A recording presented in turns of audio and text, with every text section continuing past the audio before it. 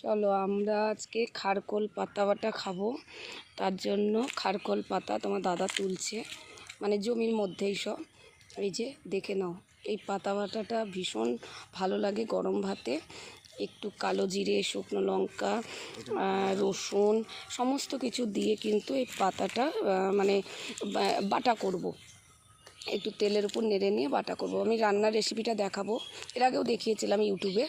তা খুব টেস্ট, মানে এত ভালো লাগবে কি বলবো, মানে তোমরা নিজেরাই বলবে যে হ্যাঁ এগুলো হচ্ছে আগেকার দিনের রান্না, মা ঠাকুমাদের সময়ে এইসব। এখন তো এগুলো বাজারে পাওয়াই যায় না, সেইভাবে দেখতেই পাওয়া যায় না।